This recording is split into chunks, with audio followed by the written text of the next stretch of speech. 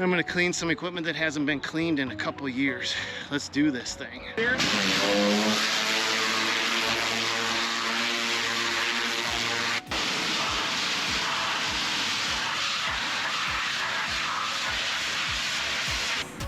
Nice to meet you. I'm Garrett. Garrett? Yep. Nice to meet you, Garrett. Now you guys got some sick looking trucks. Thank you. So we got Garrett. Who else do we got here? Kellen. How you doing? Nice to meet you. And your name is? Kellen. Kellen? Stan? Nice to meet you, Kellen. Talk to you on the phone. Okay, cool. Yeah, hop right in there, You got Kellen. Yep. Look at, they got ramps on each one of their trucks. And then we got Bobby. How you doing, Bobby? Good. How are you? Good to see you again. You brought the infantry with you. Dang. All right, so we got, yeah, hop in there. Yep.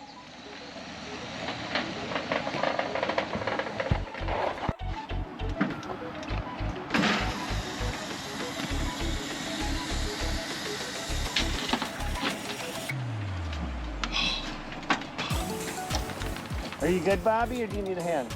Yeah, man. You go. Is that 230 volt single phase, 797. So line up for you over there.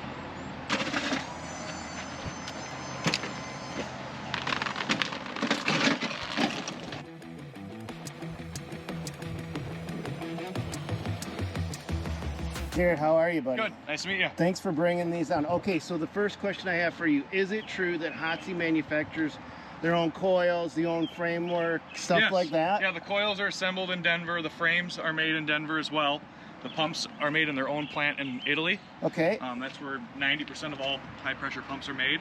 So is the coil kind of like the lifeblood of the machine? Yes. Because that's kind of like the failure thing if something's going to fail, your is that Schedule right? 80 coil is what's in here. Okay.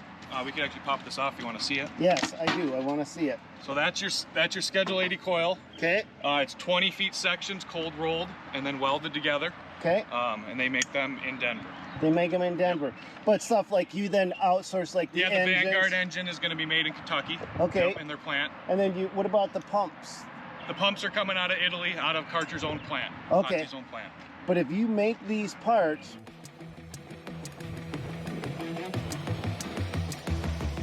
what kind of a warranty do you give on these machines? So the coil itself has a 5-year warranty. Okay. Against anything besides freezing, especially in the northern climates here. That's a no-go. Okay. The coil, the pump itself. So everything from the brass back is 7-year warranty. Okay. Your brass head though is only a 90-day warranty because that water quality is what determines how well this is going to last. Okay. And how you use it. But you do something with your warranty that I haven't seen before. It's not prorated, it actually refreshes. So if this coil fails 4.5 years down the road and I need a new coil, is it true that my warranty starts all over again? Yes. So then I got another 5 years? Yes.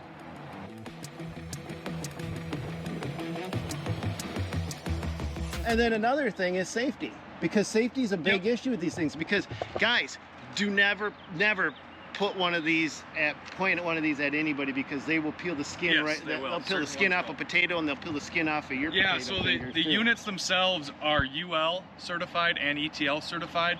So they're more or less what those certifications allow for is it protects the company that buys the unit. So those certifications are important, especially if you're buying a unit that's going to go in like a manufacturing facility or be in a stationary thing. Or even protect you from a liability of getting hurt.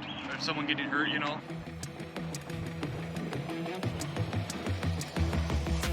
Okay, so we got 3 different models here, and we've got them because not every HOTSY is made for everybody. Right. There's got to be a very specific, and these guys need to dial this in, is my understanding. Yes. Yep. Okay. So to kind of walk you through the models, we'll start down here. Okay. So like this is a 110 volt powered machine. It's a low volume, low pressure machine. Okay. You know, where this model really fits in well is golf courses, mechanic shops, where they don't need 5 gallon a minute or 4 gallon a minute. They only need 2 gallon a minute to do degreasing. Well, now this one does 2.7 gallons per minute. 2.2. 2.2. 2.2 at 1300 psi. And it requires 110 volt at 20 amps. So we have an adapter here on it right now, but it is a 20 amp plug on it. Okay. because most places do not actually have a 20 amp plug. And it has the actual heating unit itself runs off from diesel? Diesel or kerosene. We prefer to see kerosene be used. It just burns cleaner. Either one is okay? Yep, either one is okay. The warranty? Nope, doesn't void the warranty if you switch between them. Okay. And is this like the baby unit? Yeah, more or less. It's the smallest commercial unit we sell. Yep. Okay. And what is like a price point generalized for something like this? Something like this is gonna be about that $6,000 range, set up the way it is with the hose reel and everything. Okay, so $6,000 out the door. Plug it into a wall. Yep. Hook your garden hose up. Hook your garden hose up, and you're good to go. Yep. What is this one then? So this one is the big brother. It's 230 volt single phase. So it's running off a welder plug. Ah, okay. Yep. So it's running off a welder style plug. Okay. It's going to be producing more volume, so 3.5 gallons a minute. Okay. At 2,000 psi instead. And then your coil size you see is bigger as well, so it's putting out more BTUs. Okay. To then heat the water to the same temperature, 140-degree temperature. Well, now because that one's smaller. Yep. And this one's a little bigger. Is there a change in warranty, or is this all the warranty? same? The warranty's yep, the same HOTSY warranties everywhere. are across the board. Yep. Okay. Like this is gonna fit the player, like, you know, smaller farms. This is where it's gonna work. You know, bigger landscaping outfits that don't have quite a big shop. You know, someone like yourself that has the power to handle it. Okay. This is what you'd use. Okay. And then, you know, we do sell these quite a bit. You know. Public works sector as well, you know, smaller townships and stuff like that. And the price range for something like this? Something like this is gonna be right around the $9,000 range set up like this. Okay, and then over here, is this pure gas, no electric, nothing? Yep, this is just gas engine driven pump with then your same diesel burner like all the other two. Okay, so diesel or kerosene. Yep, diesel or kerosene. And then tell me about the specs on this one. So this is gonna be 3 gallons at 3,000 psi. Oh, so this son of a duck will really blow. Yep, yeah, and in the hot water realm, you'll see like units advertised at 4,000 psi. Yep. They're never truly getting there because what's the limiting factor of your psi is your steel coil in here. Yep. The max they really want to push through them is 3,000, 3,500 to keep them within their certifications. Okay. So that's why you'll see them advertised at 4, but they're getting close to not getting that out of them. So if you want to get the most life out of your hop, because these are, oh wait, what's the price point on something like this? About 10. Okay. Yep. So this is an investment, and if you want to get the most life out of it, do you have a recommendation? Soft water. Yes. I don't care. Soft water is the only thing you want. That's the main thing. Okay. Soft water is a real thing. Soft water, and when you're running the unit, when you let go of the trigger when you're running it, to not let it just sit there and run in bypass. Okay. Yep. Turn it off. Turn it off. Yep. Just shut her down. Yeah, if you're gonna move jockey equipment around or something, you want to just shut it down. Shut it down. And what about an end of season and beginning of season prep? What do you do? For if you're storing in a heated shed, there is nothing. There is no need. If you are storing it in a cold storage, then you want to antifreeze it with an undiluted green antifreeze. That's the best. Okay, and what do you do to do that? So we just hook it up. We have a bucket that we make that actually hooks right into the garden hose hookup here, and you just hold it up and it'll suck it through the system. Okay. Should have brought it. Okay, so what if we don't have that bucket, we don't have that fancy setup? You can make an air hookup here. Okay. That you can just hook your air compressor up to blow it out. Just blow it all the way out as much as you can? That'll get you pretty close, as good as it can get, yep. Okay, and if you wanted to, you could take your fitting off here, take your cap off here, and that would help drain the water out of the coil as well. Just drain it all out. Drain it out so you're not freezing it up. You'd undo this and then just undo that back one. That would relieve the pressure on the coil and allow it to drain out as well. To drain. But but just draining it isn't enough, is it? Yeah. It is? You don't need to do like any like... You don't have to blow it out? If you drain it, you don't have to blow it out? Oh, yes. You still want to blow it out, yes. Oh, okay, you don't need to put any like antifreeze in. If you blow it out and drain it, you don't need to do antifreeze. And then just whatever you're going to do for your typical, if you're going to use the gas engine one, you're going to have to... Throw a little stable in it and you should be good. I always tell a lot of our customers to run, 91 in all the gas engine stuff. So this one I would be running more of a engineered fuel. Yep, that would be better yet for it, yeah. Yeah, anything that's not ethanol. Because then here's just my 2 cents. You guys may, have your opinion on this. I run Aspen, and you don't have to drain anything at the end of the year. 5-year lifespan, and it doesn't plug anything up. It just keeps going. Yep. So when you run the right fuel, you don't have to deal with the... 100%. I see a battery on it. What are we doing with this one? So this one is electric start. Okay. They just recently made this model electric start. It used to not be, but they did start making electric. So it's just got a deep cycle cranking battery, like a boat battery. So it's got a basically like a gel type style. Yep. Yeah, it's got an interstate battery in it. So that interstate battery's got a 2-year warranty on it, I believe. Okay. That's what that's what we provide in them. You know, you're welcome to put whatever. Like what I tell people though, any unit, if you're only going to use this unit one day a week, yep, throw a tender on it and just have it sitting in the shop with a tent. That way that battery is always topped off. And the reason why is your burner down here, your burner assembly, okay, is actually pulling juice off of the battery when it's running. The motor is charging the battery. The motor does charge the battery while it's running. And then the burner is pulling off the battery. So if you start the day with a kind of a dead, weak battery, the burner isn't going to run that great. It's going to be kind of hit or miss right at the beginning because the battery's not topped off all the way. Okay. Yeah. All right. Question for you: if guys want more information on a HOTSY burner, where would they go? Could they reach any HOTSY dealer? Should they reach out to you? Yep. Or what should they do? For HOTSY, it's a state-by-state dealership network. So you just go on to HOTSY, just HOTSY.com, and there's a find a dealer on there. You put in your zip code and it'll tell you the closest one. So for most of the state of Minnesota, HOTSY Minnesota is who serves it. Yep. And then if you're across the river, it's HOTSY Wisconsin. What's the website, Garrett? HOTSYMinnesota.com. Or HOTSYMN.com. No hyphen, nothing. No just hyphen. HOTSYMN.com or HOTSYMinnesota.com. Yep. All right, well, let's put her to use. Okay. Okay, I've thrown down the challenge, you guys. I've never been able to get this to come off. I mean, we've pressure washed it where you get right up tight to it. Yeah, so like this stuff where it's almost like that stuff, it should pretty much come off. If it's, the biggest thing is if it's like baked on, it's gonna be tough, right? Okay. But like the soaps and stuff, like this stuff here, it's just coming off with friction from my finger, right? Yep. So we should be able to get it off that way. Okay. But like all your heavy greases in here and on your hydraulic system, we should be able to just get all that off. Just blow that right away. Mm-hmm. And then I have this nozzle that's a rotary spinning nozzle that will help get into those crevices as well. Oh, okay, so the different nozzles kind of... Yep, different way to apply. Yep, exactly. Okay, well, I'm throwing the challenge down to you. Let's see if you can, you and your HOTSY can get this off. Yep. No, there ain't no picking this son of a they're not. They're heavy. The best way with the hose reel, though, the way the hose reel's like that, it does make it easier to kind of pick it up, like if you're moving like a push mower around, you know. Yeah. And like the handle styles are a little bit easier. What is this thing like? This one is about like 400 pounds. Roughly, I think right there. Right here? Yeah. We don't want to get her too close. That's what kills these units too. What's that? Is people washing, if you're washing your equipment and you have it too close. The overspray? The overspray, especially in the springtime, you're getting all the salt off everything. I think it's landing on this frame and stuff and it's just sitting there because you don't think to wash this off ever. So you don't wash your pressure washer? Yeah.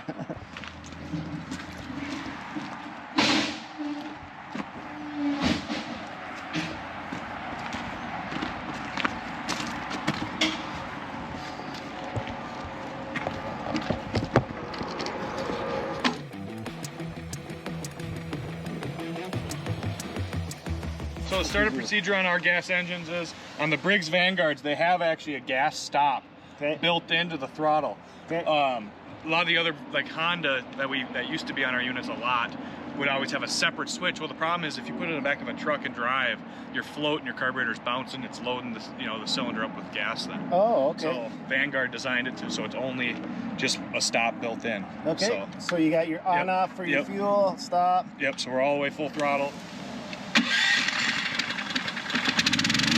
Why you squeeze the trigger?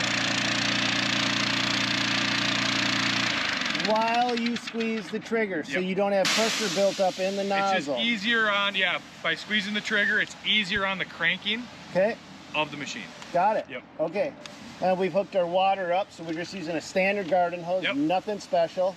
And then what about soap? What do we do with soap? So soap, we're going to be using what's called downstream. Okay. So it's a chemical injector that uses a venturi inside.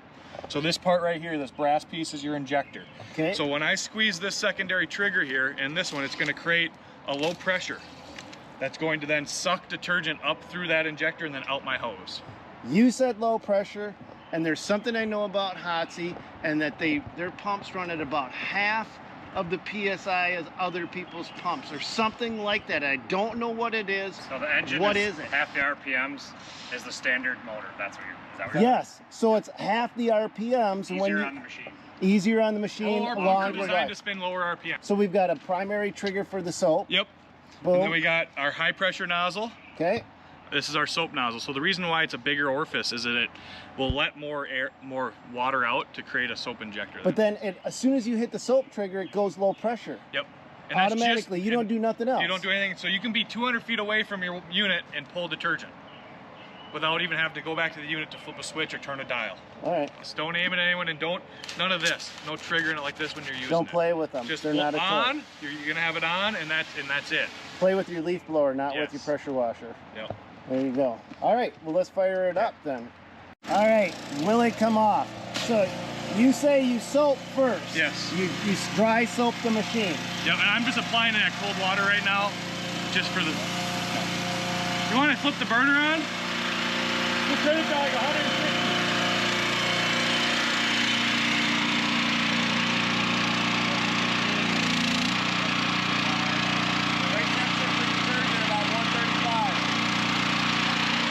Temperature for detergent is 135. You don't want to go much hotter when you're applying detergent. That's what you're doing right now.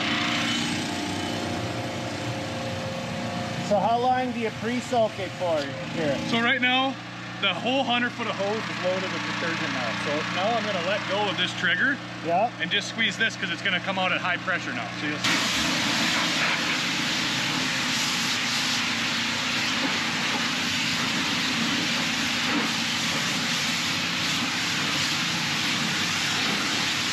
I wish you guys could be here and smell that. That is such a good smelling soap.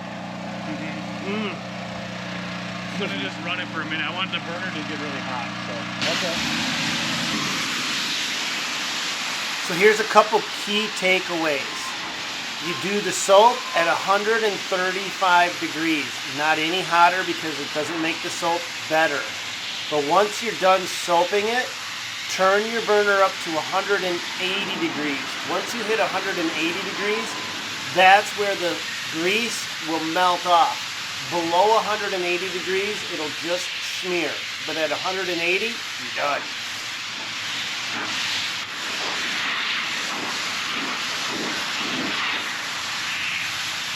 Some of this stuff has been stuck on my machine for the last 2 years, so it's not going to come off without a fight. But once that hot water starts to warm up the surface temperature of that cold unit, it starts to really make a difference.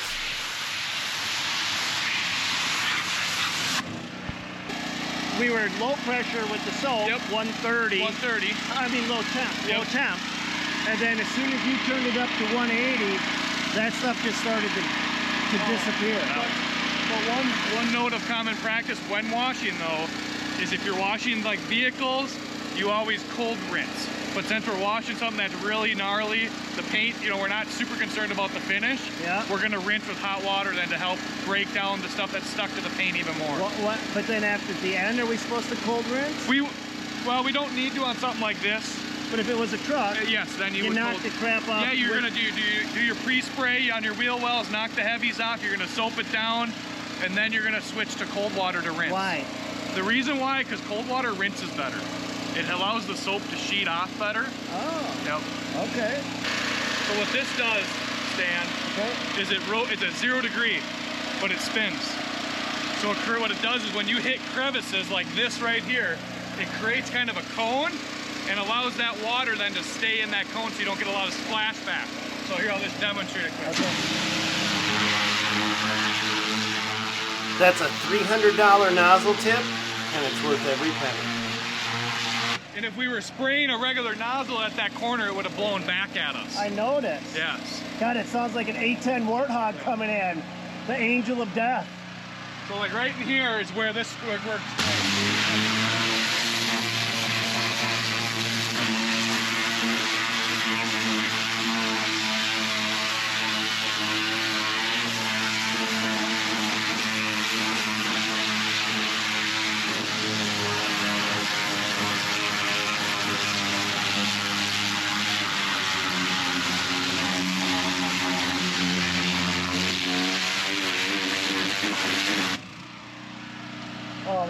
beautiful.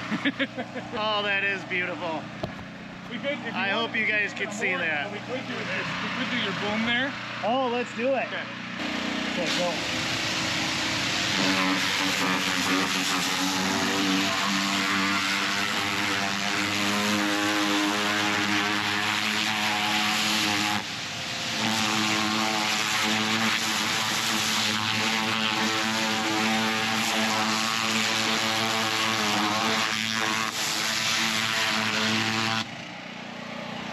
Here, let's hit down.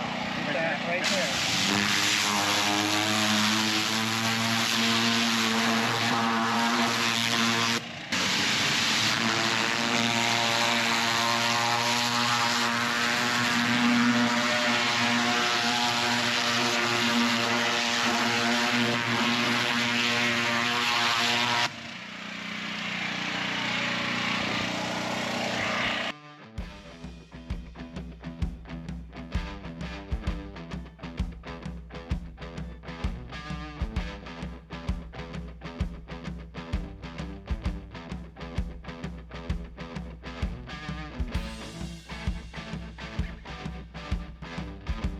Okay. So when you're done running it, you could keep the pump running and keep pushing out high pressure if you want to do, but what I do is I just spray it like this to keep the hot water, just cool everything off.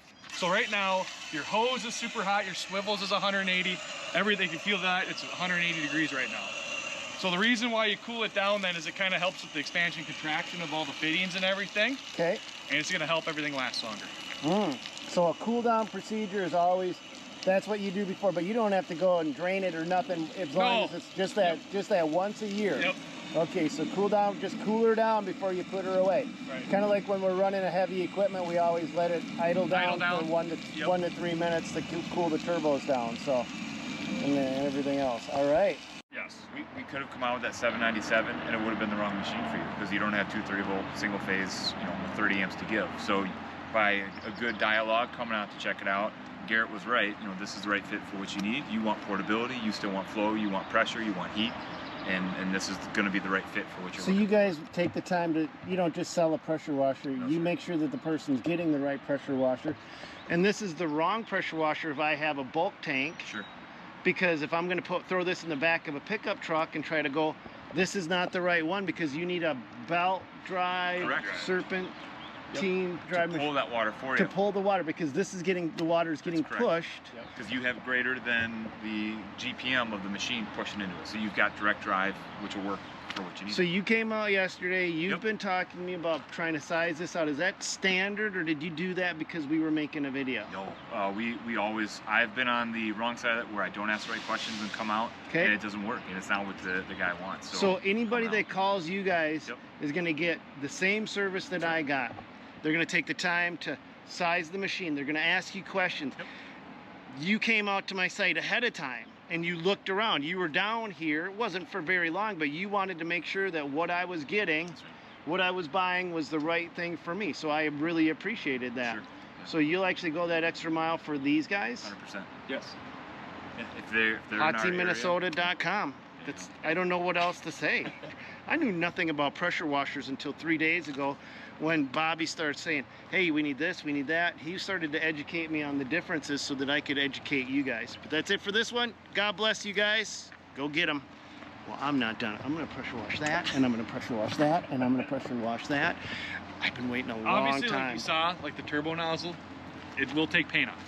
And stickers. And stickers. So like, I think when I was doing that, like a bunch of paint sort of falling off. Yeah, take the stickers off. All right, you guys, let's check out how we did. This is more white than it's been since I bought it. Man, this was that Cyclone circular tip, just knocked it, everything straight off. And check out the sledge. I had stuff on this sledge for 3 years, a film. I couldn't get it off. Look at that. She is clean. And there's parts of the dump truck now that don't have grease on them. That they've have caked on grease for years. This underside, I know it doesn't look pretty, but it sure does look a lot cleaner, you guys. And on a side note, I am soaked from the waist down, and my feet are bone dry, and I'm wearing Brunt work boots. I never would have thought they'd perform.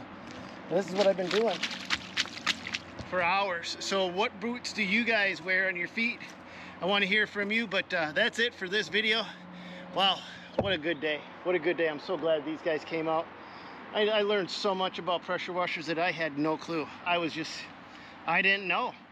And I bet most of you guys didn't either. That's why I filmed this, because I figured, well, hell, if I never even heard of this, some of you guys probably never heard of it either. So these guys came out and were awesome enough to walk through with it. So that was so cool. That's it, and it's so cool for you guys to hang out with me, so I really appreciate it. And if you guys enjoy videos like this, thumbs up goes a long way. Now I'm gonna go home and get the grease off from me next. God bless. Go get them, you guys.